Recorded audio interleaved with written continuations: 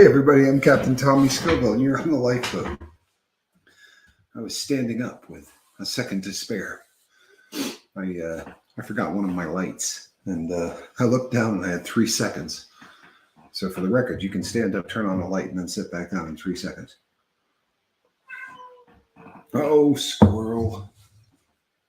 So people, I have a question for you. And it's a pretty basic one. And the question would be, do you feel loved? Do you? Oh, there we go.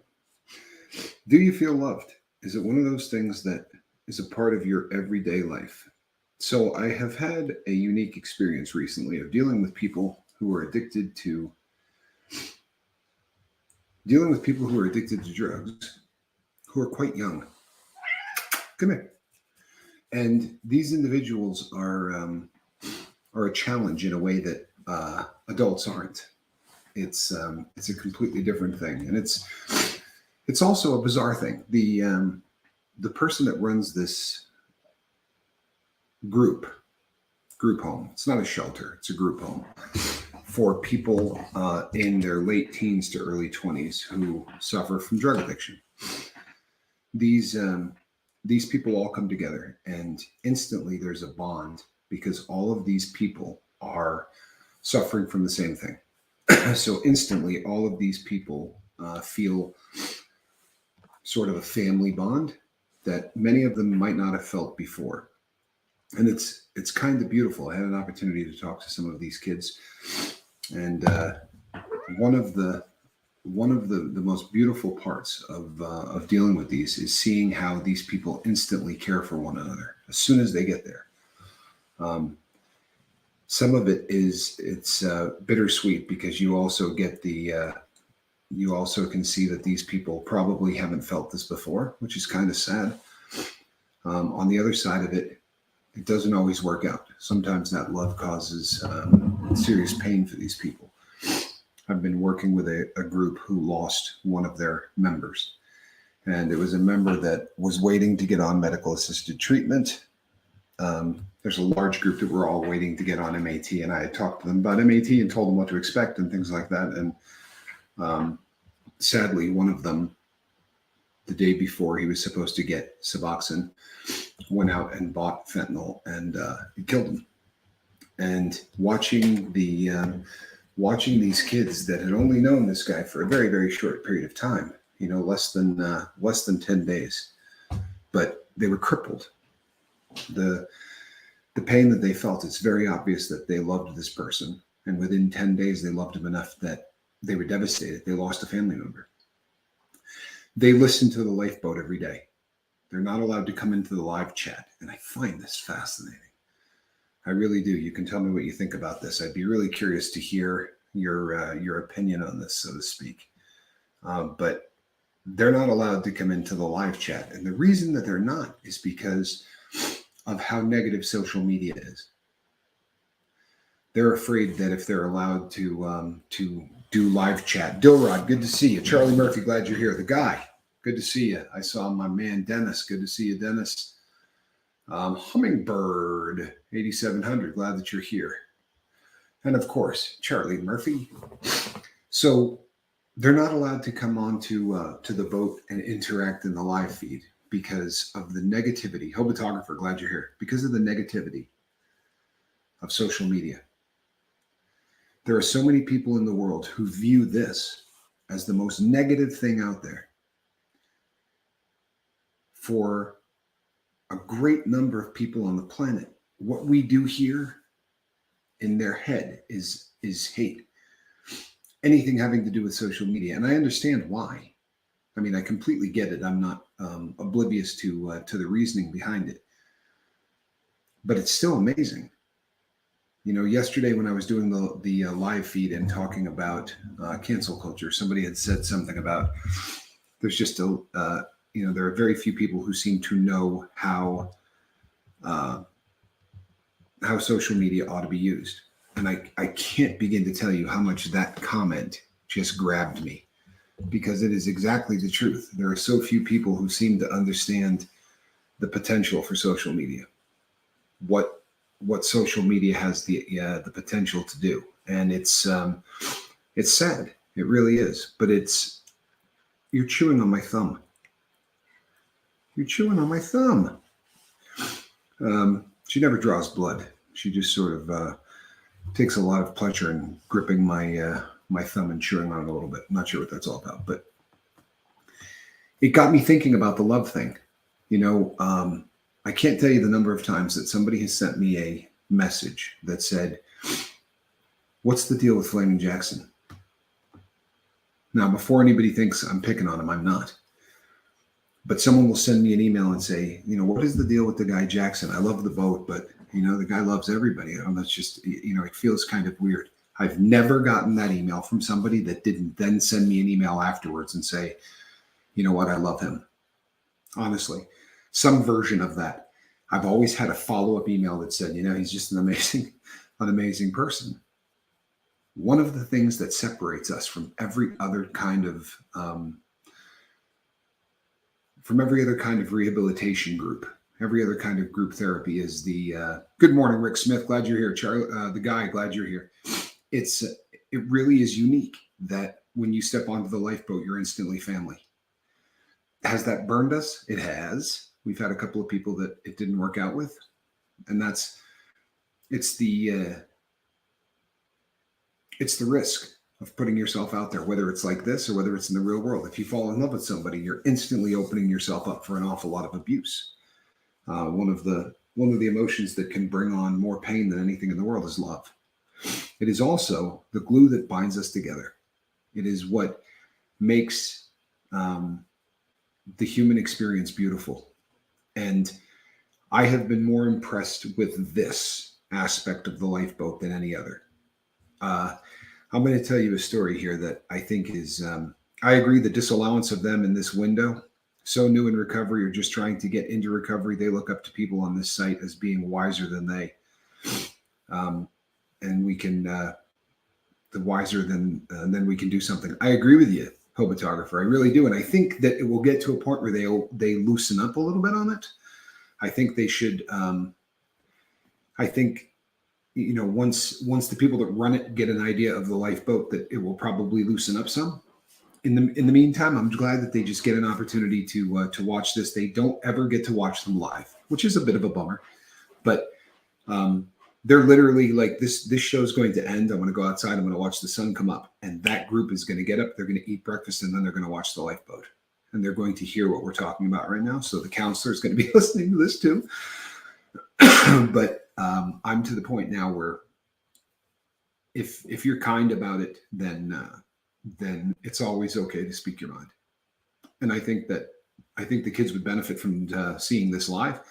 I think that they would benefit from having the opportunity to ask questions of people who have done this a lot longer. I think that that's a great point. We, no disrespect to any of the kids, but we are wiser. From a drug addict standpoint. I'm not talking about from a human being standpoint, but from a drug addict standpoint. Charlie says, we share care and love with no judgment here. That is one of the great comments of all time. It really is. It's what makes the boat unique, more so than anything else about us. Everybody comes here and they open up about their past. That is something that happens in every group. But in every group, they actually encourage people to call people right on their BS. It's not something that I like here. You know what? Somebody get a piece of chalk and make full of hope right on the chalkboard that you will not be late again. I don't care what part of the world you're coming from. You will be on time. No, I'm just kidding. But there are, they encourage people to call people on BS. That is a concept that makes a lot of sense until you actually try to allow it to happen. Because I have watched so many times. Sorry, peeps, needed deep prayer time today. Well, that's legit. But I got quite positive feeling now. I hate being late, but I needed this today. Well, I'm glad that you're here, and I'm glad that you spend time in prayer. It's a great thing. Whether that quiet time is prayer or meditation, for me, it's prayer. But for some people, it's meditation. But that quieting of the mind is a beautiful thing. It really is. I'm going to tell you a story, and it's about somebody on the boat. But I don't feel, and I never approved telling this story. I don't do this very often. But I think that this is innocuous enough. I'm not sharing anything that is really deeply personal. but I think it's beautiful, and I think it's really illustrative of what we're talking about right now.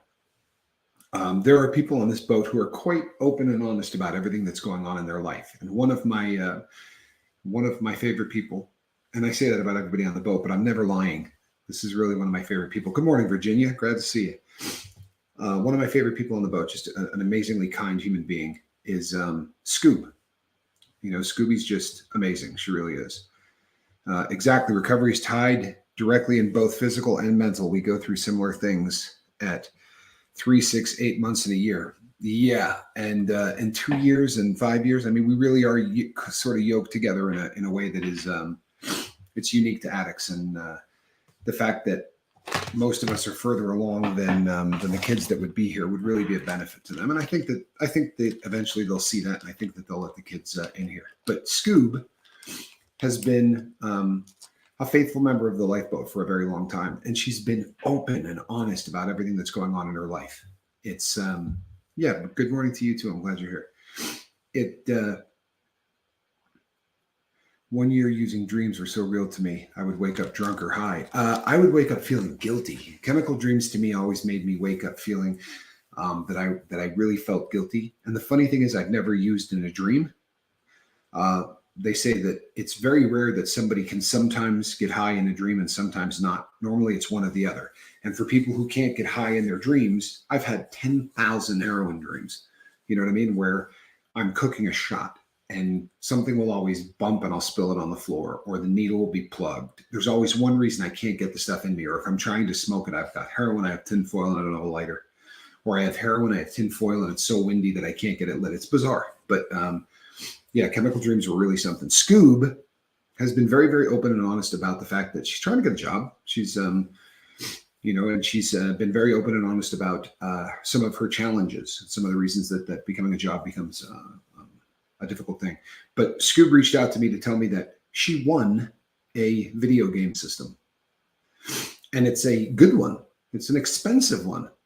And she legitimately won it. Like, she's got nothing to worry about. They're just giving this to her. And if you were at your deepest financial straits, and she's been very open and honest that she's struggling financially in a very big way, this is an expensive device, right? This is something that someone could instantly sell. And oh man, if I have using dreams, I wake up terrified that it happened just for that second. That's me too, except mine's guilt. Even that I had it in my hand, I never get high. I'm never able to, ever. Never once gotten high in a dream, but I'm always I feel so guilty that I was even in the process of trying to use it. So Scoob finds out that she's won this video game system. And when she tells me this, my first thought was, boy, there's hundreds of dollars right there. And it's one of the easiest things in the world to sell because people are always looking for them and stores are very often out of them. And as I'm thinking to myself, boy, there's a shot in the arm. This girl's going to be able to come up on a lot of money. I got the next text and I said, I can't wait to give this to my brother. And it's so indicative of the kind of people that we get on the lifeboat. This is, there wasn't a split second in Scoob's mind where she thought, oh man, I'm going to make money on this. It was my brother has wanted one of these for so long. I can't wait to give it to him. And it's just perfect timing because of what we're talking about today. But it's that mindset. Or when I get somebody on medical assisted treatment, and by the way, people, the number of people that the lifeboat has put on medical assisted treatment has passed 40, which I think, oh my goodness. If you're new to the lifeboat, I never say this man's name right. So I've decided, and you're going to like this. This is MVB. Huh? See what I did there? I can't screw up the pronunciation. MVB. Good to see you, my brother. That is the lifeboat's first crew member. Now, I got to preface this by saying that Tommy Scoville's first crew member was Charlie. Charlie subscribed to my channel when my channel was nothing but the ability to go and look at people because of my relationship to my brother, Johnny. The very first day I made the account, Charlie instantly subscribed. But the first person I ever spoke to about what I was going to be doing on the lifeboat was MVB.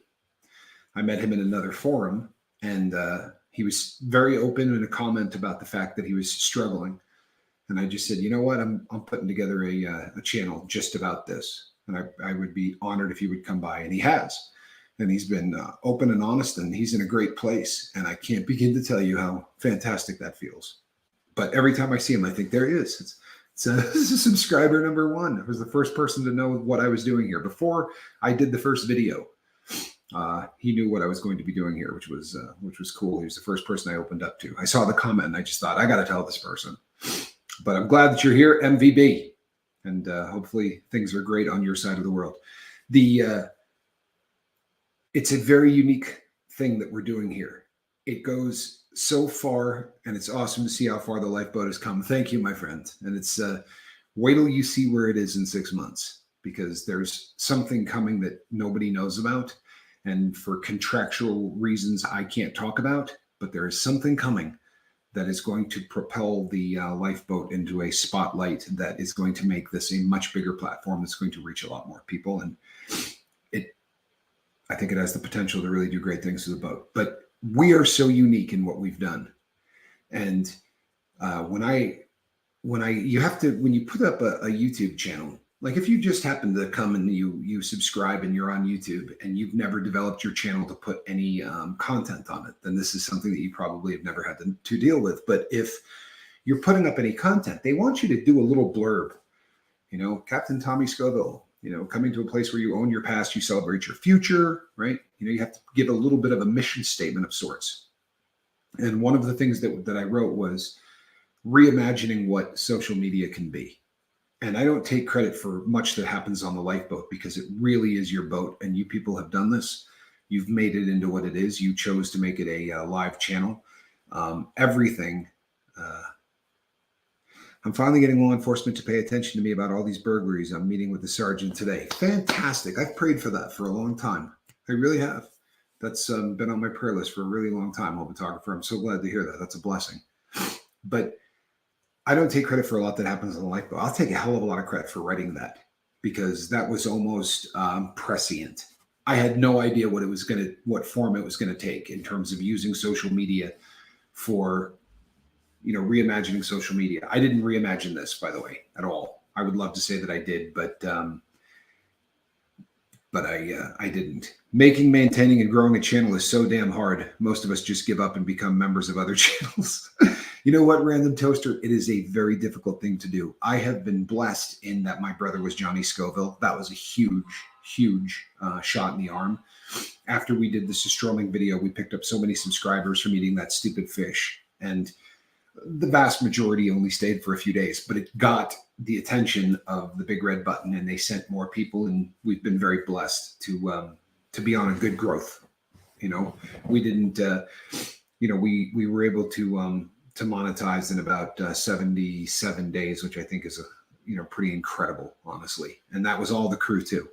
Like the crew said, he needs 4,000 hours, and everybody, like I never asked, and everybody just started putting on the lifeboat around the clock. And I was doing live feeds every day, and they were just watching them and then watching them on 3 devices at the same time.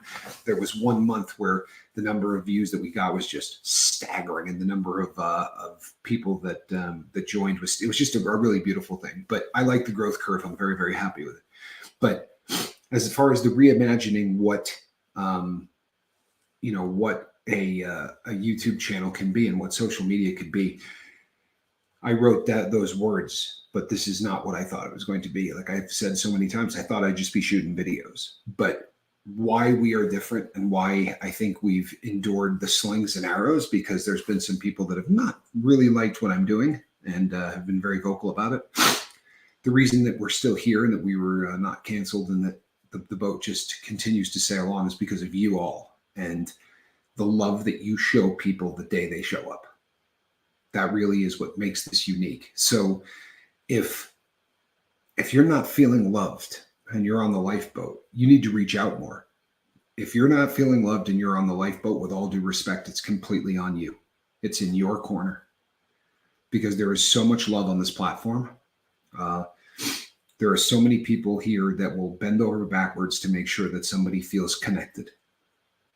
So if you're not taking advantage of that, if that's not something that you are plugged into, then please plug yourself into it. Start getting intimately involved with what it means to be a crew member on the lifeboat, because the more that connection is developed, the more you're going to realize that that you're well on your way.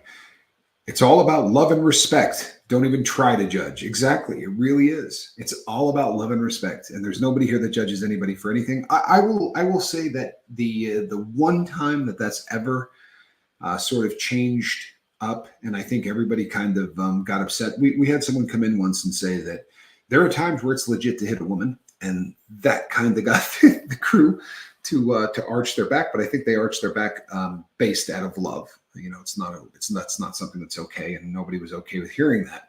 But I am so excited about the future of this channel. I really am. I wish that I could sit here and say to you, let me tell you what's coming. I can't. Again, there's some legal things. Let me just say this. By the end of the summer, the lifeboat's going to look a lot different. Not here, not like this. This will never change, I assure you. The wrenches will be busier because we're going to get a lot of people that come pouring in, and some of them probably shouldn't be here. That's the nature of growing a YouTube channel in general, right? When you start to grow a YouTube channel, there are people who show up that don't necessarily want to assimilate. They just want to be jerks. And we're going to have to deal with those kind of growth issues. When you get just under 4,000 people in under 2 years, that's a good curve. That's a nice, slow, and I know that there are people who don't get over a couple hundred subscribers who think that's a slow growth. It is if your brother's Johnny Scoville. This channel is not where it is in 2 years because of my sterling ability behind a microphone. It's because of my brother Johnny was the first real shot in the arm for the boat. And then the second was my bobbleheaded partner, having Mark Wages come on board. Wages World had 50,000 subscribers. And that was really another huge push because Mark was so vocal with everybody there. And that to me was, these aren't things that I take for granted. Then Marfugal News has pushed us really hard.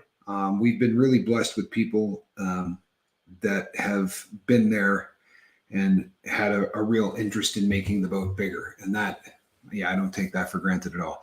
That said, the next level of growth is going to be because of a spotlight that we get pushed into. And I just I hope and pray that we just keep doing exactly what we're doing. If we continue to love one another and work with one another sort of across the board, then this is going to be one of those things that really that never change. But that's the internet. Bullies will be there, but don't let them have the stage. Armed with a big smile, you just wish them a good day. I love that, and that's the truth. And that's the hardest lesson. People ask me a lot what the hardest thing about being a YouTube person, and that for me was the hardest. You grow up in the world, and you learn to stick up for yourself at a young age. And these days, everybody's very sensitive. In the 80s, they weren't. You know what I mean? Like when I was growing up in the 80s, let's keep it real. I'm very self-aware. I have a huge nose, right? My nose has been broken I don't know how many times, but I grew up in a time where if you had a big nose, every single person on the planet was going to mention it to you, right? They were vicious. I grew up in a time where we were all really tough on one another. My friends were, it was just sort of, and I don't look back on it and think, oh, how awful that was. It was just kind of funny, but we all hacked on one another about everything. And it's really quite different these days, isn't it? But because of that, if somebody picked on me as a kid, I fired back at them. I looked at whatever their problems were and I shot back. And that was one of those things that, was just part of life. And when people started to say things about me on YouTube, I would fire back. If you notice someone's a bully, don't feed their lust to roast. Silence is the best remedy. No words worth spending. You're absolutely right. And in the beginning, I fired back. I even made videos where, I talked about these people and did things like that. And then what I realized, I refer to it affectionately as Schrodinger's troll. If I don't know what they say, then I can't even really get my back arched to say something back. So I just do not visit any of the channels that talk about me. And I have not done that since December the 4th, not the last December, but the one before that. We were all making New Year's resolutions on the boat. And I came out and said, my New Year's resolution is I'm never going to give a negative person a minute of my life again. I'm never going to go to one of those channels. So I'm sure that they roast me, and they're still doing it daily. I just don't care. I don't have time for it. You know, the growth of the lifeboat has been such that this really takes up a lot of time. And I'm not complaining. I'm celebrating, but it takes up a lot of time. And between that and what I do for work, it's one of those things that, you know, it's a full time. I wouldn't have time if I wanted to. It's very refreshing to be in a place like this, like the rooms, compared to the real world, which doesn't give a crap about us. I have thick skin, but some days I let things penetrate. Todd G, it's almost impossible to not let things penetrate some days. And Hobotographer, Marf and Dex are on it with the news, to be sure. And they've been very, very good to us. You know, they were on the Friends of Marf Google page. He did a 10-minute rap about the lifeboat, rap being the wrong word, but he did a 10-minute music tribute to the lifeboat, which was just an amazing thing. I appreciated it. But Todd, it is refreshing to go someplace where everybody knows who you are. And even if they don't, they're going to know who you are by the end of the first day of you being there. And it's just positive energy. There aren't too many people here that are being, cruel. And that's huge. Once you realize, you see, my experience with channels like mine, and I say, or a channel like yours, I should really say, but there is nobody really like the lifeboat. But there are people out there that are doing similar things I dig his shoutros, I do too. There are channels that do similar things in that they're trying to help people who are addicted to drugs. That makes us similar. This makes us unique. But when I look at those places, and I visit them all the time, I spend a lot of time on channels like that, because obviously I want to learn from people who are doing similar things. And if I see something that they're doing that I love, I steal it, right? That's what YouTube is. You know, you steal everything that works and you shun everything that doesn't, and you come up with a channel. But when I'm on those, one of the things that I've noticed, and it jumps out like this, is that their live chats, if they do lives at all, are nothing like ours. And we went through a period of time that was part of the growth curve, where if somebody came and opened up, there were people that wanted to do things about it and, you know, be jerks or whatever. But because we just kept doing exactly what we were doing, this is one of the few places where very often someone will come day one, and on the first day they're here, because of everything they read in the chat, they'll say, this is my drug of choice. This is the trouble I'm in with the law. This is what I've done in the last 2 years. And that opening up and releasing is one of the greatest things in the world. Negative energy is a big no-no. I just walk away. You put in so much effort, tell me, oh, thank you. I appreciate that. If people talk bad about you or the lifeboat, it's plain jealousy. They don't have what you have. Thank you, my friends. I think some of it may be jealousy, because it's difficult to build a channel. It really isn't. I think some of them hate me because I got an easy jump start into this, and I did. There's no question. However, I'm approaching the 900th hour of live content, which is a busy 2 years. So longevity is there's no chat like this. There isn't, Dennis. There absolutely isn't. There is no chat like this, and it's. I think that it's a beautiful thing. So, but watching that happen and watching it happen this fast, it's one of the reasons that people get addicted to the boat and keep coming back. And it's a great addiction. It really is. It's also another one of the reasons that if somebody who's a co-captain on the lifeboat says, "Boy, you know, I'd like to do 3 or 4 shows in a row," I have a really, really hard number with that. You know, I have a very, very difficult time with that. That's a serious number. It is. That is a big number. Be positive with me, but please don't lie to me or yourself. And there's a big difference between negative and honest warnings. Absolutely there are. Absolutely there are. I warn people on a daily basis about things, and I've always got to try to keep it in check. You want to do everything you can to warn people. You don't want to ever come across as you're preaching. And it's easy where I sit. I think it's harder where you guys are, because I have to spend all of my time in front of the microphone thinking that I don't want to offend anybody if I can avoid it. And of course I fail at that, but I go out of my way to try not to offend anybody and to try to be kind of middle of the road in terms of a lot of things. And I don't ever want to come across like I'm holier than thou because I'm a convicted bank robber. And the lifeboat is great because I'm accepted with my past and with everything I've done. I'm still accepted here, and that's huge. It really is. And I think it's kind of like, the people in the chat go, damn, if they accepted this guy, right? Of course they're going to accept me. I love this crew. As the channel grows, please, God, we will always be the loving heart here to welcome everyone. We will pounce on them and love them. That's exactly what I'm hoping for. And well said. You know what? Well said. I think, and I think it's, if you've ever spent cliche time, life is 10% what happens to you, 90% how you react. Love that. The one of the things that Marfugel is most impressive to me about is that on a live feed over at Marfugel, they routinely get 3,000 and 4,000 people in a live. That's a huge live feed. It is. It's a huge live feed. And regardless of that, if I pop into that live feed, I'm going to know 9 out of 10 names of the people who are leaving comments. So the core group, although it may grow, and that's the 10th, right? That 10th person I may not know because I take a few days off or I'm working or whatever, but the core group never changes. And if the core group on the lifeboat continues to do what the core group on the lifeboat has always done, and the core group here are so above and beyond the call, and I don't say it enough, I really don't, but when you show up on a channel like the boat and you come on here and the Charlies and the Virginias and the the people full of hope, the positive people that are here, and Miss V, people that have been here a really long time, right? Have gone through so many growing pains and have gone through so much BS. And no matter what got thrown at the boat or at the captain or at the crew, never, ever changed who they were.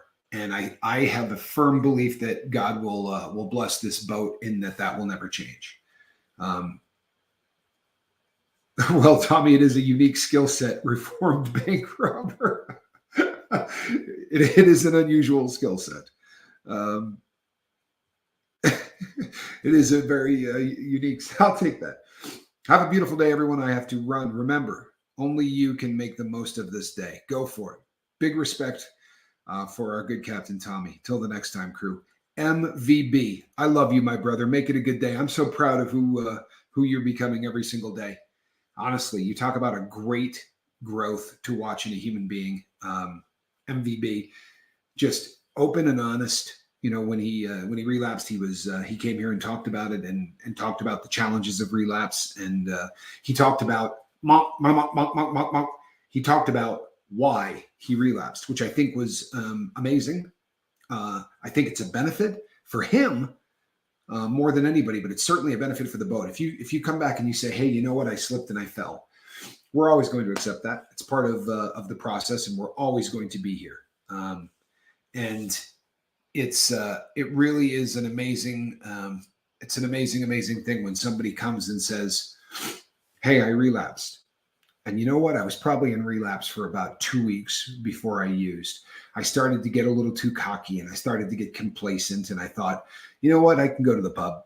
I can go down and watch my friends play darts, and it's not going to be a thing for me. All I'm going to do is play darts. I'm not going to drink. And it was a process. But when they come and they admit that and they share it, not only does it bless them in that they're going to be in much, much better place, it's going to help everybody else on the boat too. It's really going to help everybody else on the boat. It's going to give people the opportunity to realize that this is a process. Full of hope. It happens to me all the time.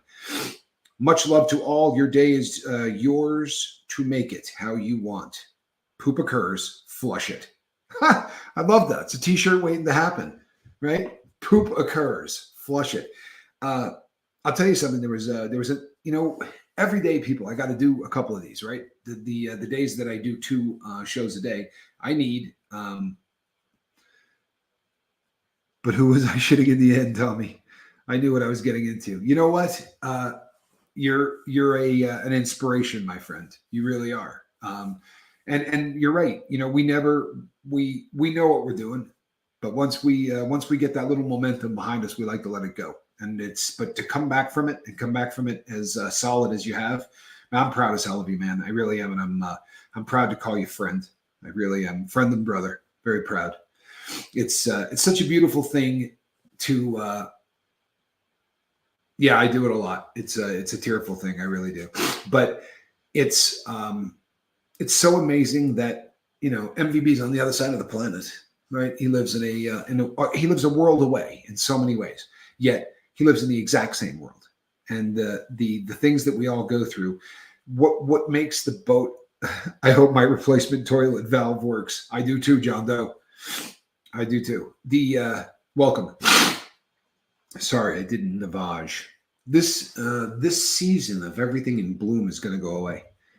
Now I just stay away from places, faces, and situations. I moved from that bad aura. Just replace yourself, be honest, ask for a second or a 10th chance and change. Another great thing. I had somebody on the boat once, and this is one of my favorite moments ever. I know you love me not despite I am an addict, but because I am an addict. Absolutely. Absolutely. And I'm glad that you said that. It is the common thread. Our common life experience, whether your drug is alcohol and my drug is heroin and your drug is methamphetamine and his drug is cocaine and whatever it is, that feeling that I don't want to go do this, but I'm going to buy it anyway because I have to go do it. And that all of those feelings and the feelings of guilt that we get from it, we share all of those. So somebody shows up here on day one, we don't know them, but we know them, right? We don't know who they are. We don't know what they've been through, but we know who they are and we know what they've been through because there's just so much of the shared experience. And it's an amazing thing to come someplace where, the old song, it's nice to go where everybody knows your name. Well, it's a hell of a lot nicer to go somewhere where everybody knows your soul. And it really is an amazing place for that. And if I still wore my captain's hat, I would be tipping it right about now because that's you. That's you, the crew of the lifeboat. I'd love to take credit for that. I really would. I would walk a little taller and I would strut around a little bit more, but it is not me. Addiction is addiction. We all know each other because of our common affliction. Absolutely. Not only is that beautifully written, but it's poetic. It has that really nice poetic flair to it. Addiction is addiction. We all know each other because of our common affliction. Be a great opening lyrics to a song. Speaking of Cheers, they just sold the bar. Bullfinches is the name of the bar, or used to be. I've been there many times. Love you all. Have a beautiful day. You do too, MVB. Be safe, my brother, and look forward to seeing you again on the deck. Yeah, the bar used to be called Bullfinches, and it's just on the outskirts of Southie in Boston, Massachusetts. I've been there a lot. It's kind of a disappointment when you go in there because it doesn't look like. But quick side note to Cheers: when that show ends, you'll see at the very end when all of the credits go up and they tell you everybody, it'll say Burroughs James Burroughs, right? Or Burroughs Charles Burroughs. The Burroughs brothers, the people that did the television show Taxi, for those of a specific age, right? Barney Miller, for those of an even older age. Friends, Cheers, all of those were all done by the same person. And his name was James Burroughs. And when I left the state of Vermont, James Burroughs bought our house. The guy from Cheers was the guy that bought my childhood home. So I have a bit of a connection to that family in that show. He's since passed away, but yeah, great show too. It was fun to watch. And I always thought it rather amazing that the bartender at the bar Cheers was an alcoholic and didn't drink. It was always kind of a wild thing to me. That was a bit ahead of its time, really. In a lot of ways, that was a bit ahead of its time. I think it would be a really tough job to have, but there are people that. Did somebody say yes, Massachusetts? I was going to say something mean because I like picking on my brother Buddha. But Buddha, good to see you, my brother. You know what? Speaking of people I'm proud of, Buddha's killing it, people. Buddha's killing it. He's doing exactly what he's supposed to be doing. And he's here and we're best of friends. I literally love this man. So I don't have a problem saying this. I worried about Buddha for a long time and I don't worry about him today. And that's a beautiful feeling from this position. It's a beautiful feeling. But when the boat ends and I turn the channel off, Buddha is somebody that I have a very close connection to above and beyond that. And it's something that I just feel blessed as hell. And I know that his grandmother is in heaven because of it. You know what I mean? She's just so happy. She's over the moon. And that's a beautiful thing because she is an amazing woman and she deserves that. You talk about sticking by somebody. Trainee Human, good to see you on a live feed, brother. I know that we're our time zones are really different. It's great to see you, man. Glad you're here. Really glad you're here. So this has been fun, people. And I get to do more of this on the morning than I do in the afternoon. It's a lot easier to come on and do a show where we sort of bounce off of everything in the chat. It makes for terrible viewing later because you can't see what I'm responding to.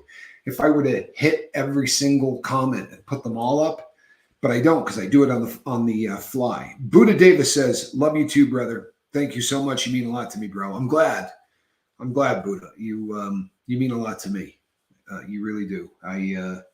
And I'll tell you, people, we've had our moments. Buddha and I have screamed at each other and said horrendous things to one another. And that's, you know what? It's a pretty good example, really, that, you know what? If you love somebody, there's not much that you can't come back from.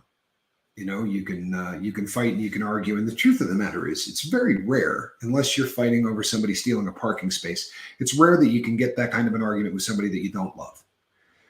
My dad used to drive the actor Gimli from Lord of the Rings. I'll be damned. And when he got that role, he told my dad about it. And my dad said he is going to use my dad's persona as a muse for the character. Gimli's one of the great characters in that. Absolutely one of my favorite characters in that whole series. And I don't mean the book, although it's a great character in the book, but the guy that played it in the movie just really brought it to life. Thank you, crew. You all are the best. They really are they not? He would drive him around on his cab. Very interesting, photographer.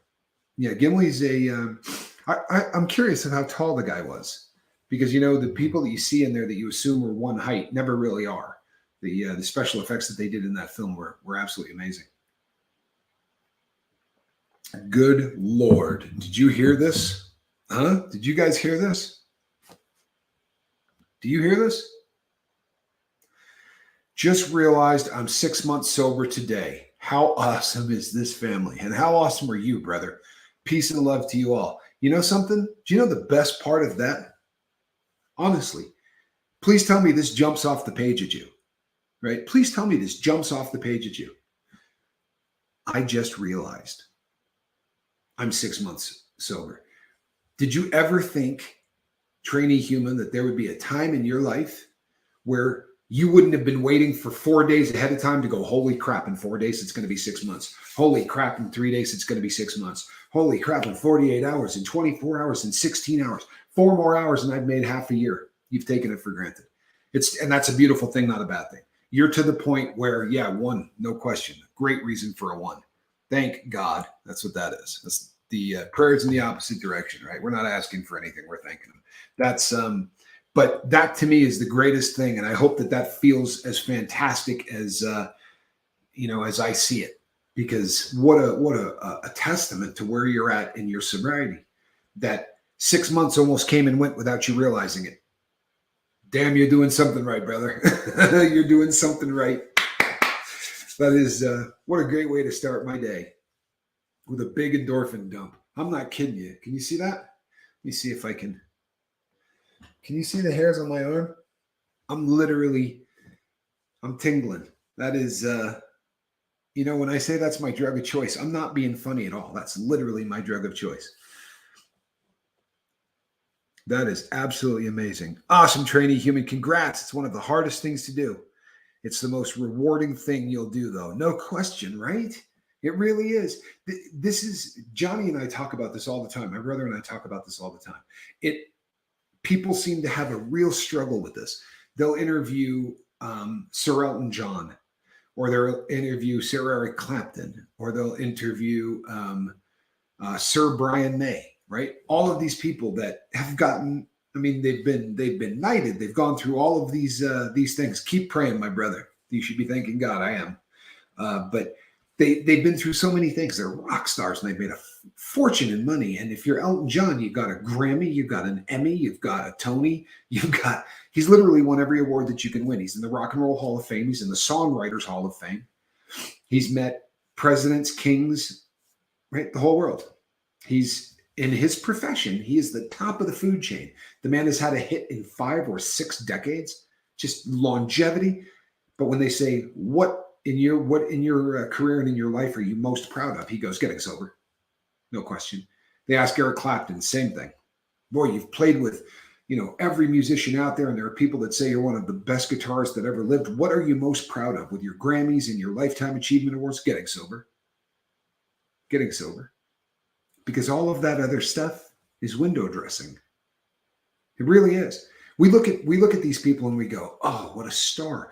What they are is their job is considerably more interesting than some of our jobs, right? They're out on stage and there's a bunch of people that yell and the amount of money that they can make in one night is just staggering. But when it all comes down to it, they just have a much cooler job. They're still living the exact same existence that we're living, right? They get up every day and they wonder, why are they here? What does this all mean? It's more difficult, actually, I think, for a lot of those people because they have to overcome the normal day-to-day stuff, and they also have to deal with the fact that people think they're smarter than they are. People think they're better than they are. People think that they're, if you're the person in the spotlight, like they are, there are going to be people that always, sort of ascribe to them things that may not actually be real, that they're perfect and that they're this and that. And I think that messes with a lot of people's heads. But in spite of that addiction thing is so hard for, think of how hard it was for all of us to get sober, right? Very difficult thing. I think we can all agree on that. Can you imagine if you had $15 million in your checking account? How much harder would it have been?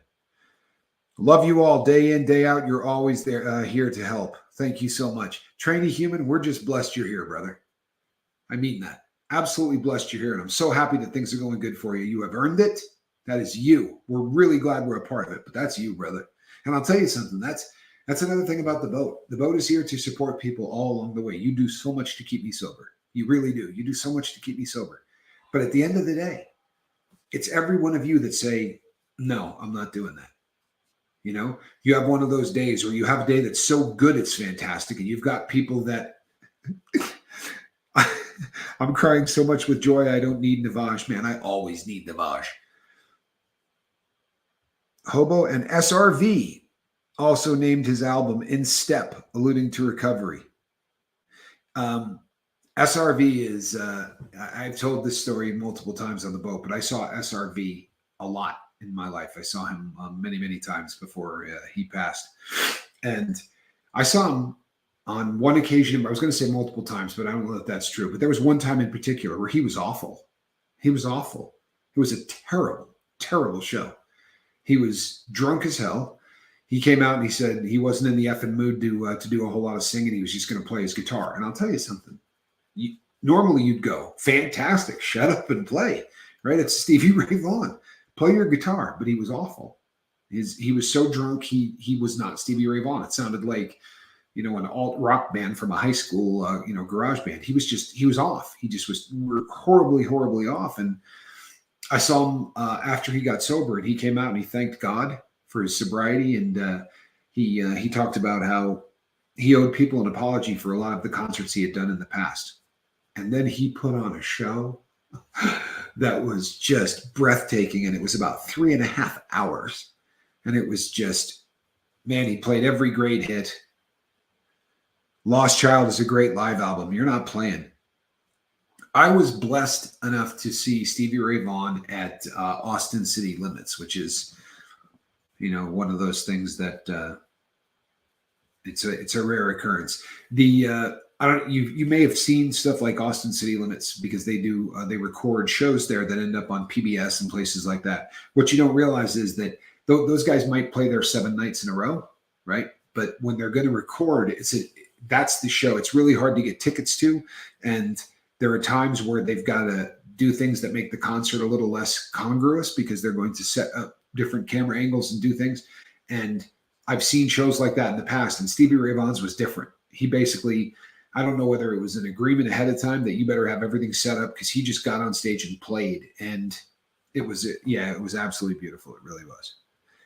And you all know how I feel about my religion, so I'm not beating this down your throat. But when the helicopter crashed and they were struggling with things like identification, because it was a bad crash, and his brother, Jimmy Vaughn, said that he said, look for a New Testament. It'll be in the inside pocket of the vest that he always wears. He said, guaranteed, if you're trying to figure out who my brother is, he'll be carrying a New Testament. So he's just in a good place. Like, he was happy where he was. It was an awful, the world took a hit. I mean, when Stevie Ray Vaughan died, the world was a darker place because of it. Sobriety is taken for granted by normal people. They try to relate to our situations, but can't.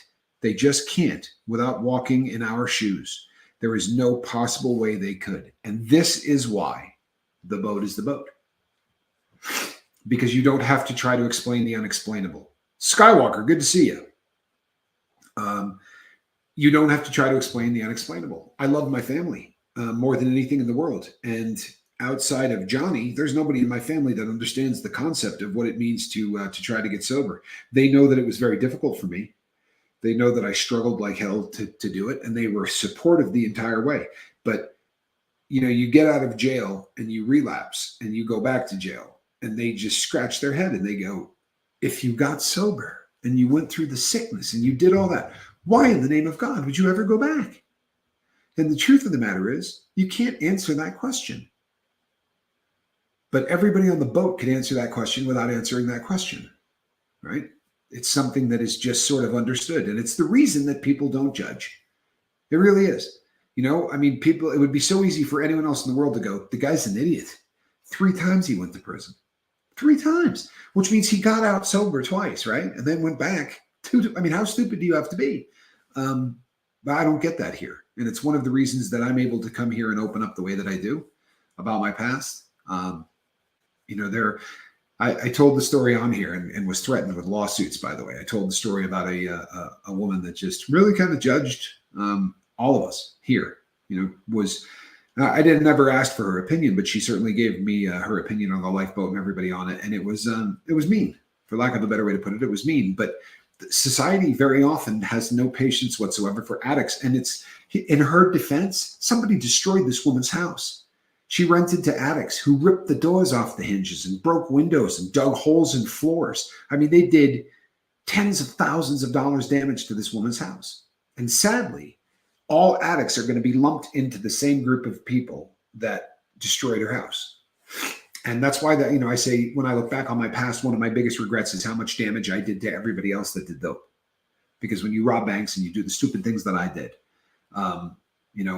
when I went and robbed the bank, I had to steal a car to do it. Somebody owned that car, right?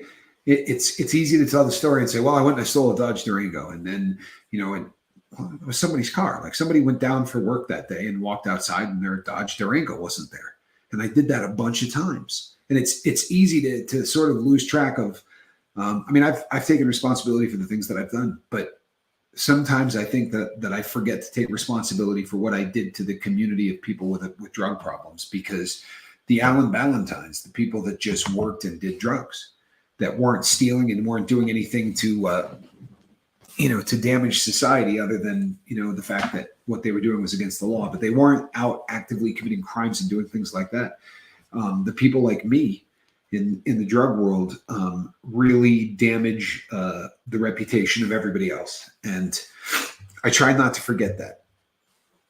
Never read to Michael Keaton. That's a great comment, people. If you don't know what if you don't know what John Doe means by that, there's a movie that was just, what a great comment. What a great comment. Michael Keaton's got priors, so to speak. Judgment-free zones are a blessing for people like me. I can't get enough of it. Thank you, Tommy and Johnny. You know what, Todd? Thank you, man.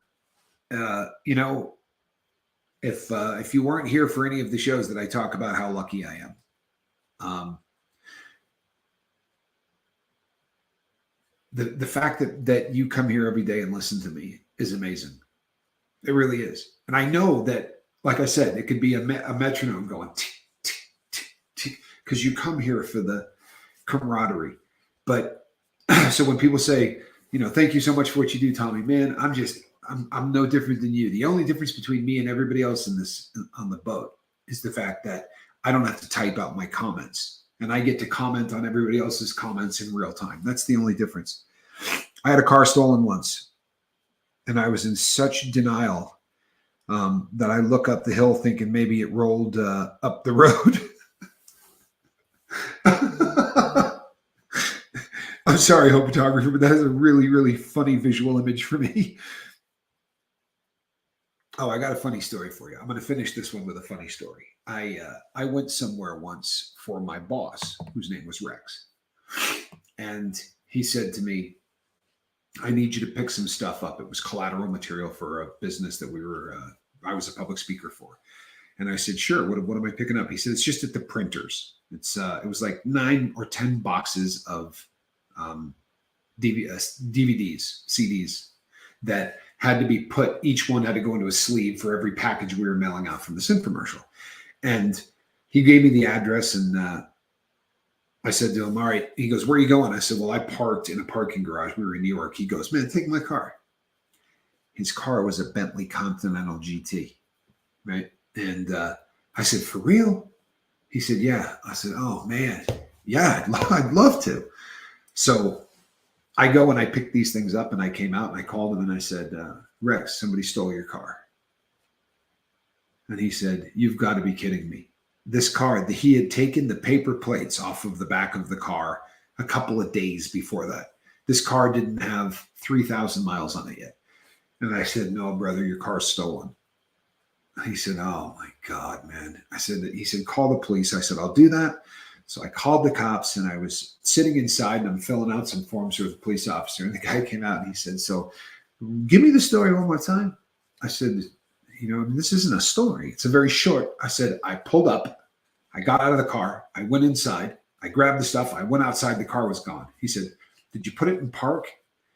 And I remember my entire body breaking out in sweat in a half a second. And I said, it's an automatic. Of course I put it in park. He said, I don't think you did. The car was down across the street and then rolling down a bank. So I had to call Rex back, and I said, well, I've got good news and I've got bad news. And he said, you found my car, but some idiot has already destroyed it. I said, exactly. And he said, well, did they arrest the guy? I said, no, I'm the idiot. I did not apparently set an emergency brake, or I didn't get the car into park or something. And as it turned out, when they went and recovered the car, and when the guy walked me down to look at it, I was looking at the undercarriage looking up at me, and there were still stickers on parts of like the exhaust system and things. Like, it was so pristine, of this beautiful undercarriage of this Bentley looking at me. Mine was a Chrysler Laser. You remember the Dodge Daytona knockoffs? I do remember the Laser. I absolutely do. Okay. In Ireland, cars do not roll uphill. True. No, they don't. Yeah, ouch is right. And I'm looking at the undercarriage of this car. The only thing in my defense is when the car was pulled out, and technically it had made it all the way to a river, but when the car was pulled out, it was still in park. So not exactly sure what happened with that. Good morning, all. Much love. Hope everyone's having a blessed day so far. M. Hunt, we love you, brother. Bueller Ferrari moment. You know what? The fake Ferrari from Ferris Bueller's Day Off went for sale at auction at Barrett-Jackson. It has a 351 Cleveland. It looks like the California Spider, and it was actually used in the film. And it sold at Barrett-Jackson about 2 years ago, and I can't remember anymore what the price was. Maybe I didn't even see the price. I just knew that it was coming up on the auction block. But before that happened, that car sold in Utah. And I actually got an opportunity to go in and see the car in person. It was such a perfect knockoff. There was no way on God's green earth that you could tell that this was not a Ferrari, but it had a Ford 351 motor. So the reliability and it had an exhaust note that sounded perfect. And if in a perfect world, if life was all done all over again, knowing what I know now, I may have bought that car.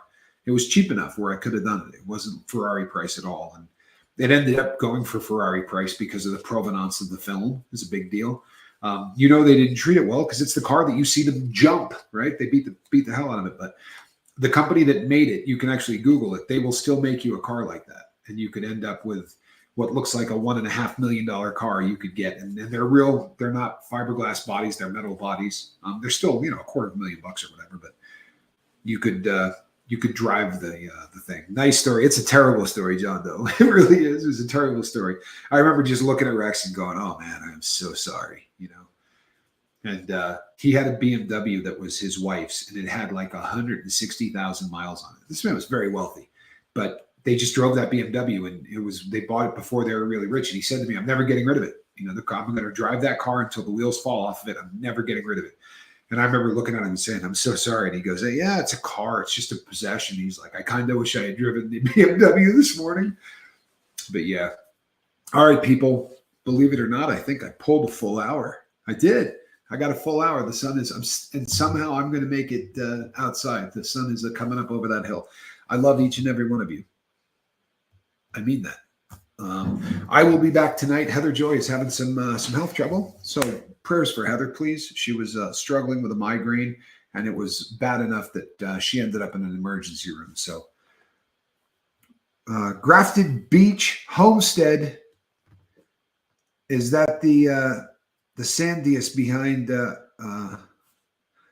on a second. I see it out my back window. Well, that's very cool. You must live in Arizona. I don't know what that is behind me, to be really honest with you. It's I know that it is, the city behind me is Tucson, Arizona. But somebody who's on the boat, Mr. Ray, says that he's pretty sure he knows exactly where that particular saguaro, this one here, is.